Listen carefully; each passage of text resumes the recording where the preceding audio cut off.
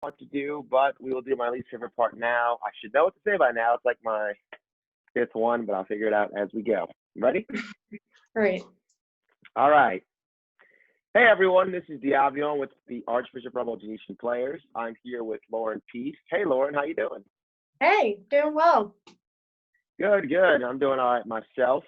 I'm kind of here right now because I know a lot of the seniors that were working on the Crucible, and our seniors always get to enjoy a final circle for their last show. And I know Crucible looks like it's not going to happen. It's been postponed.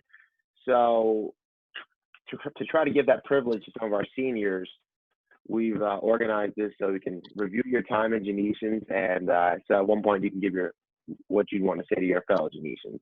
Sounds good? Yeah, sounds awesome. All right, so we're going to start naturally at the beginning. How did you get into Genesians? Okay, so my first show was How to Succeed, and the only reason why I joined was because Brenda, Abear, and Justin Connor really wanted me to join because I was friends with a lot of people in Genesians. I knew them from band, so they thought it was only natural that I join the rest of the group and get involved with the club. Yeah, that makes total sense. What was it like for your first time working on your first show? What was the experience like? So for my first show, I was a makeup apprentice, and I also had to help out with costumes.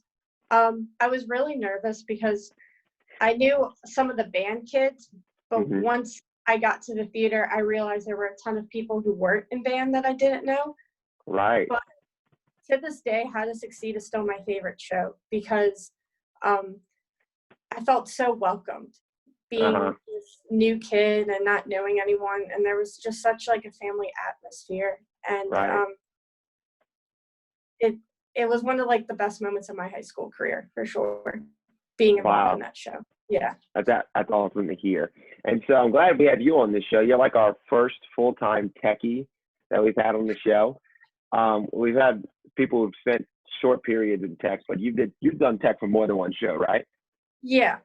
Crucible was actually the first show that I'd done that wasn't tech. So yeah, it was kind of like how the tables have turned kind of situation. Right. So after How to Succeed, what was the next show you worked on? Death of a Salesman. Death of a Salesman. Now from a technical perspective, was there a different feeling to doing that show compared to How to Succeed? So my position didn't really change. I was still a makeup apprentice, but it was a smaller show. It was a smaller cast, so the feeling was a bit more intimate compared to How to Succeed. I found How to Succeed, everyone was friendly and got along, and there were no issues, but Death of a Salesman dug into those feelings a bit deeper, and the friendships I created from that show were a lot stronger than the ones I did in How to Succeed, just because there was a small group of us. I got to see them more often, and we were able to have more personal moments than we did with a cast of 20 or 30 people. So. Right. Were there any quick makeup changes in either of those shows, like quick moments you had to apply makeup? I actually don't remember because if there were, I don't think I was doing them. But I know that was the first show Morgan he taught me how to do aging effects with wrinkles, and that was so much fun. That was the most I've done with special effects up until that point. Yeah. Gotcha. That's good to hear. And then so the next show would be Barnum. Barnum was the next show I did. Yeah. Gotcha. And so did you work with more aging effects on that show? I know there's one really old character in the show. I did help out a little bit with that, but with Barnum, makeup was completely different because I had to learn how to do clown makeup on so many people and only have less than 10 minutes per person.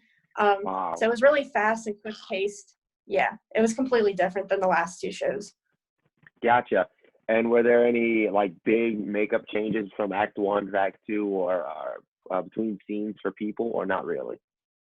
I don't think so. Not that I can remember. Gotcha.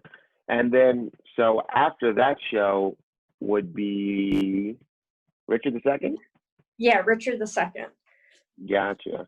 And what was your involvement with that show? So that's when I started trying to get outside of doing just makeup for shows, and I was really interested in getting more involved. So that was my first and only show as runner. Ooh. And yeah, I didn't realize how much work it took to be a runner, just both physically and mentally. And that show really broke down a lot of people's barriers. And mentally, and I saw a lot of emotional sides of people I didn't see before. And I think being a runner, since I was in a lot more rehearsals than I usually would be, really showed me like how people broke those barriers, and it was a completely different environment than I was used to. A little backstory on the position of runner. It's the first time it's come up in any of these interviews. I actually invented that position as the position of runner, because going into the woods, I pretty much abused my friend Stone Duvernay. We had make him run lines with me for every single scene I was in. And by the time we were at the show, I could start the scene and he'd know all three other people's parts for the scene, and we'd run it without a book in our hands. So, so then that summer, I was like, yes, we need to make this a full-time position, that somebody is dedicated. If someone needs to run lines, they're there. So then that's the backstory on the position of runner. And I didn't know that. That's so cool. I didn't know that. No. Yeah. So I love runners. They're one of my favorite people on the show, and I do use them quite frequently. So then after Richard II, your next show would have been My Fair Lady? No, I didn't do My Fair Lady. Okay. I took a break. I needed to take a break, get away from everything. There was a lot of stuff. Oh. I just cut out. Okay, I'm so sorry. No problem. So I needed to take a break from Genesians, not because of anyone in the club, just personal reasons. So I didn't do My Fair Lady. I didn't come back until the President's show, She Loves Me. That was my next step. Yeah. Gotcha. And your experience with She Loves Me, how was it working with a student director as compared to working with Ash?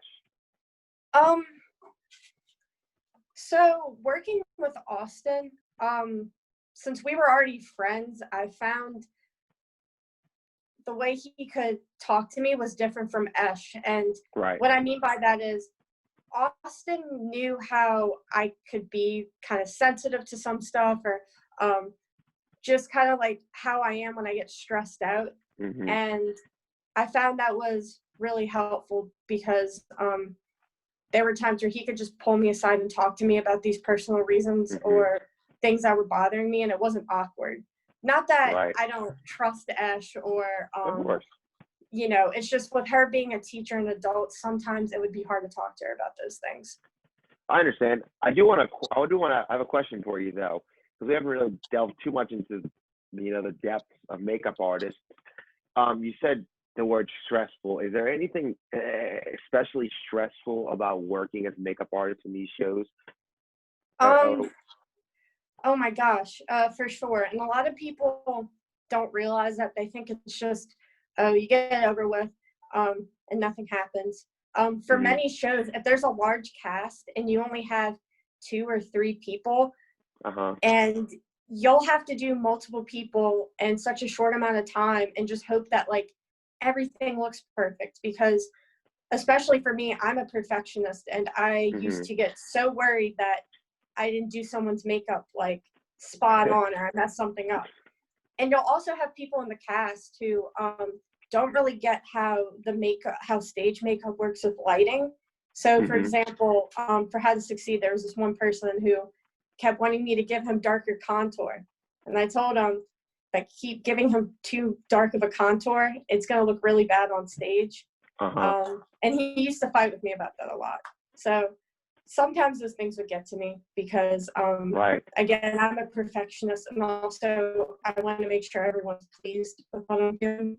So it's just really hard sometimes. I know one of my favorite memories with a makeup artist in Genesians was with Bailey, and I always request that she did my makeup. And one day during a show, she was like, "How do you want your nose contour?" I think it is. I don't know. And I was like, "Oh, make it octagonal, just to see what it would look like." And I can't tell the difference, but it's just the fun little things you remember like that. Mm-hmm. I think we might have skipped the show. Did you work on Charlie Brown? I did work on Charlie. Oh my gosh, I did work on Charlie Brown. I did makeup for that show. Right. That was such a fun show.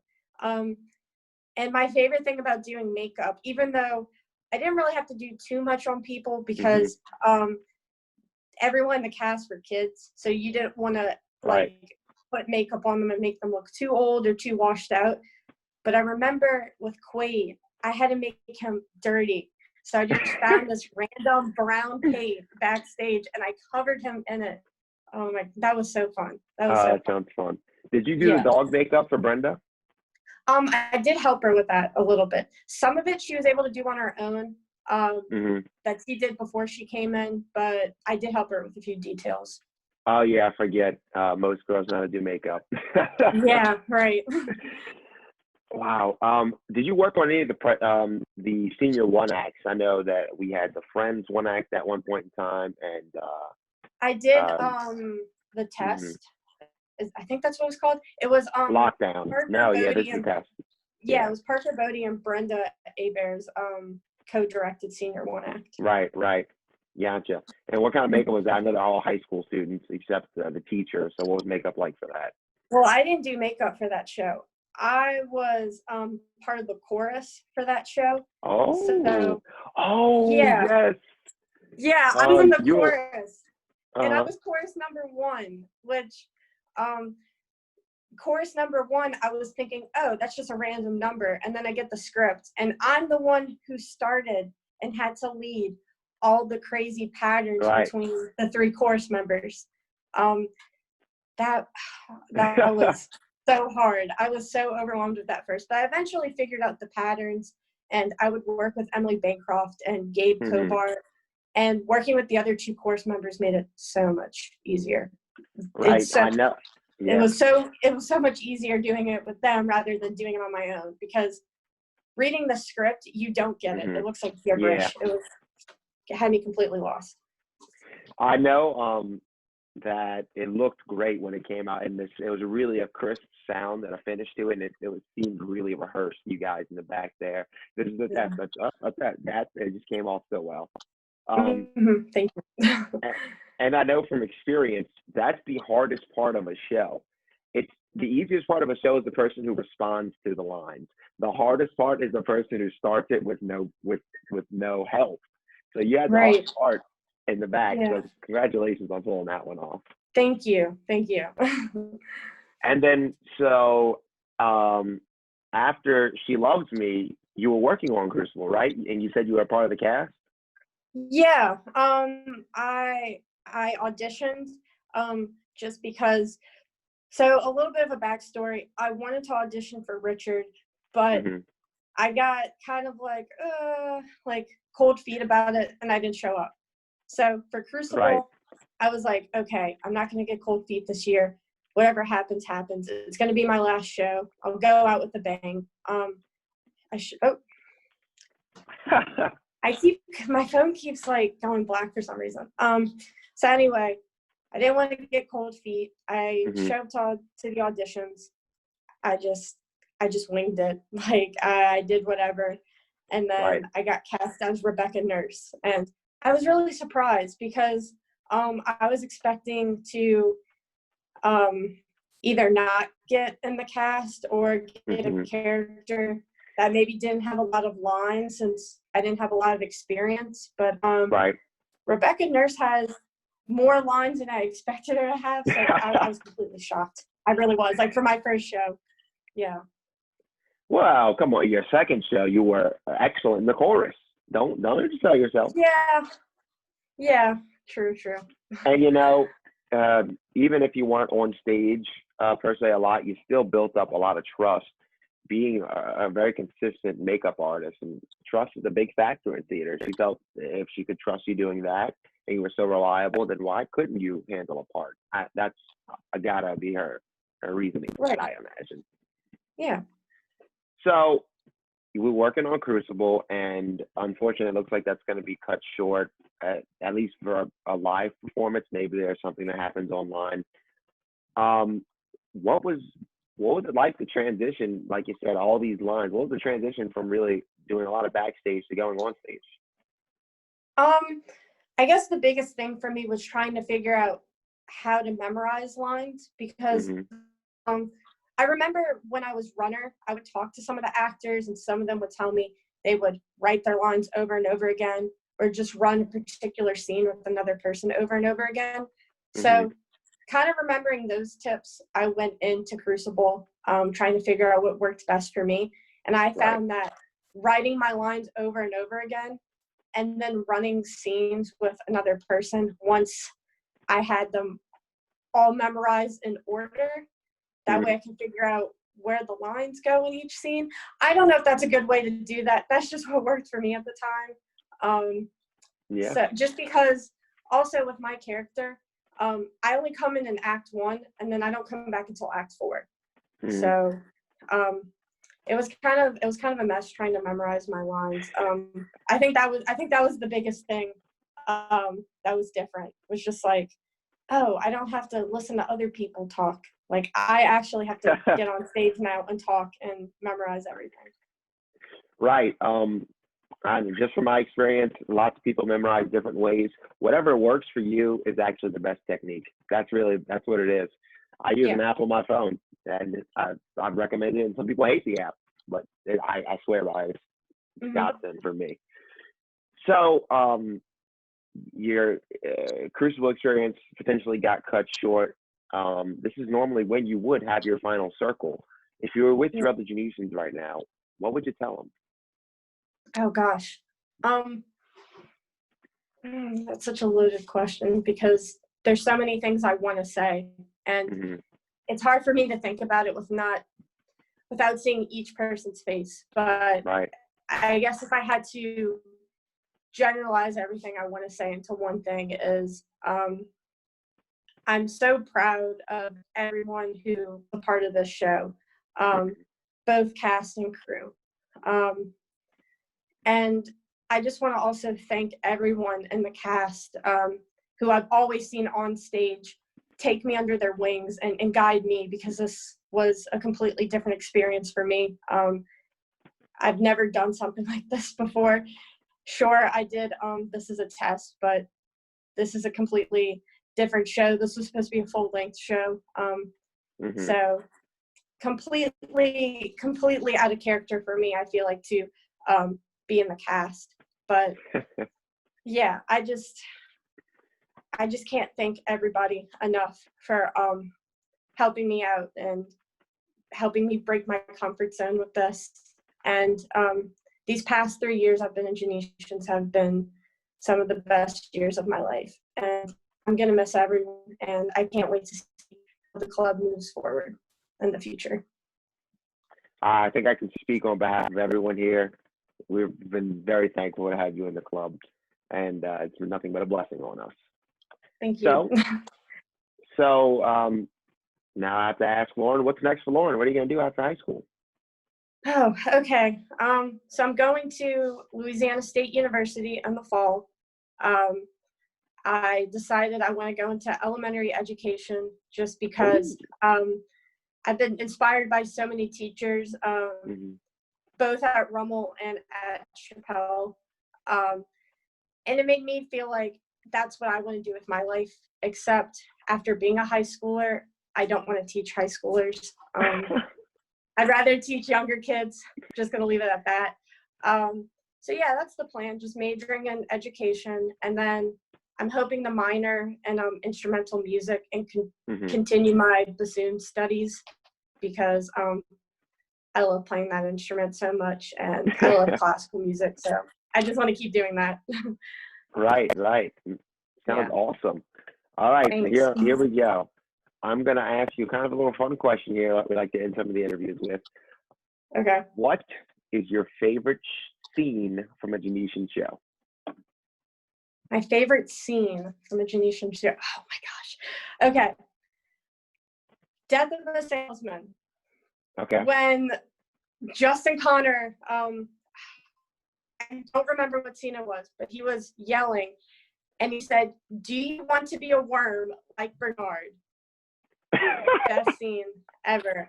I still think about it to this day, and I just love seeing everyone's facial expressions like on stage, and then I'm laughing my ass off. Oh, excuse my language. I'm laughing my butt off. Well, and post-op.